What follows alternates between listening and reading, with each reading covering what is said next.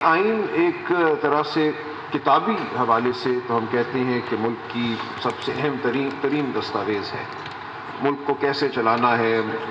ملک کے شہریوں کے کیا حقوق ہوں گے، حکومت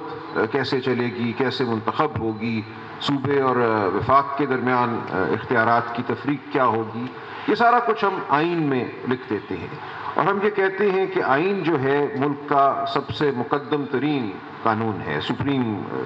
لیگل ڈاکیومنٹ ہے، اور پارلیمان بھی جو ہے آئین کو ترمیم تو اس میں کر سکتی ہے، لیکن ترمیم کیے بغیر جو عام قانون سازی ہے وہ آئینی حدود سے تجاوز نہیں کر سکتی۔ تو یہ سب ایک نظام ہے جو ہم ایک کتابی حوالے سے مرتب کرتے ہیں۔ تو اس کی اہمیت تو ظاہر ہے، اور ہم یہ دیکھتے ہیں کہ جب ہم عدالتوں میں جاتے ہیں تو عدالتوں میں بھی ہم آئین کا سہارا لیتے ہیں، قانون کا سہارا بھی لیتے ہیں۔ ہم کہتے ہیں یہ قانون غلط بن گیا، آئین اس کی اجازت نہیں دیتا، اور اس پہ ہم بحث کرتے ہیں، اور بعض اوقات وہ بحث کامیاب ہوتی ہے۔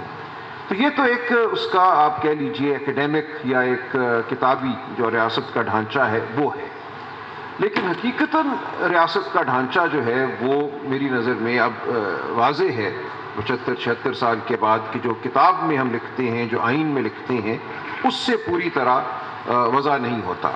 ایک اصل ڈھانچہ ہے جس کو ہم کہتے ہیں کہ ڈی فیکٹو اور ان ریالٹی ہمارا جو نظام زندگی ہے یا نظام سیاست ہے یا جو ہمارے حقوق ہیں در حقیقت وہ کیا ہیں، اس میں اور کتاب میں لکھے ہوئے جو حقوق ہیں ان میں ایک تناؤ رہتا ہے۔ ہم کتاب میں کہتے ہیں کہ ہر شہری کو حق حاصل ہے کہ اس کو گرفتار نہ کیا جائے بغیر کسی وجہ کے، اور اگر گرفتار کیا جائے تو اس کو 24 گھنٹوں میں عدالت کے سامنے پیش کیا جائے، اور عدالت دیکھے گی کہ یہ گرفتاری جائز ہے یا نہیں ہے۔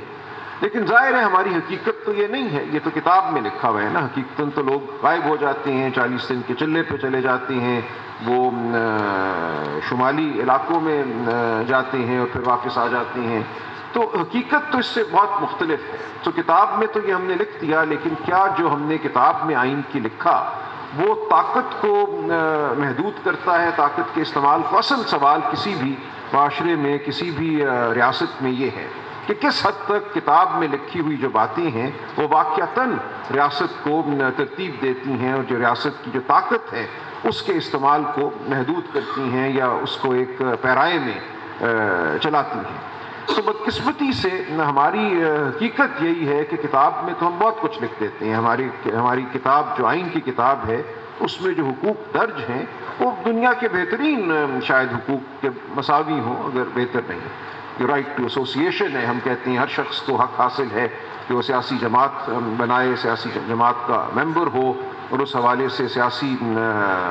تگ و دو کرے، انتخابات میں حصہ لے۔ لیکن ہم دیکھ رہے ہیں کہ کس طرح جب یہ حکم ہوتا ہے کہ فلاں جماعت کو سیاست سے باہر کرنا ہے، اس کے حقوق ختم کرنے ہیں، اس کے ممبران کو روکنا ہے، تو ہو جاتا ہے۔ تو کیا آئین راستے میں آتا ہے؟ ہم یہ دیکھتے ہیں کہ عدالتیں بھی پھر ڈھیر ہو جاتی ہیں، عدالتوں کو بھی کچھ خرابی نظر نہیں آتی۔ عدالتیں آج ساری دوپہر یہ کہتی رہی سب کچھ ٹھیک ٹھاک تو ہے، آپ لوگوں کو کیا گلا ہے، کون کہہ رہا ہے کہ ملک میں آئین کا راج نہیں ہے؟ اس لیے جو ایک حقیقت ہے اور جو عدالت کے اندر ایک کتابی حقیقت بیان کی جاتی ہے، دونوں میں اگر بہت فرق ہو تو پھر میری نظر میں آئین کا جو اصل کردار ہے وہ محدود ہو جاتا ہے۔ تو اسی لیے آپ دیکھیں ایک ریاست برطانیہ جیسی، جس میں سینکڑوں سال سے یہ جو اصول ہیں جن کا اب ہم لکھ کر تقاضا کرتے ہیں وہ لکھ کر نہیں دیے گئے تھے، ان کا کوئی ریٹن کانسٹیٹیوشن نہیں تھا، لیکن ان کے اجتماعی شعور اور اجتماعی وجود میں یہ خیالات جو تھے جڑ پکڑ چکے تھے کہ انسانوں کو حق حاصل ہے آزادی اظہار کا، انسانوں کو حق حاصل ہے جماعت بنانے کا، ایسوسیشن کا، انسانوں کو حق حاصل ہے کہ وہ آزادی سے رہیں اور ان کے خلاف جھوٹے مقدمے قائم نہ کیے جائیں، اور اگر ہوں تو عدالت ان کو فی الفور بری کرے۔ تو یہ تمام چیزیں آئین کے بغیر ان کو حاصل تھیں، اور اسی لیے آج دن تک انہوں نے ان کو کوئی آئینی شکل نہیں دی، کیونکہ وہ یہ کہتے ہیں کہ یہ ہمارے اجتماعی جو ہمارا شعور ہے اس کا تقاضا ہے، یہ ہمارے اجتماعی شعور سے پھوٹنے والی افکار ہے۔ ہمارے ہاں یہ ہوا کہ ہم نے ایک کتاب تو لے لی کہیں سے، وہ خواہ ہم نے کٹ اینڈ پیسٹ کیا، گورنمنٹ آف انڈیا ایکٹ سے کچھ لے لیا جو 1935 میں بنا تھا، یا امریکہ کے آئین سے ہم نے کچھ لے لیا، تو ہم ایک کٹ اینڈ پیسٹ جاب جو ہے وہ کر کے زندگی گزارتے ہیں، جس کا کچھ اثر ہوتا ہے ہماری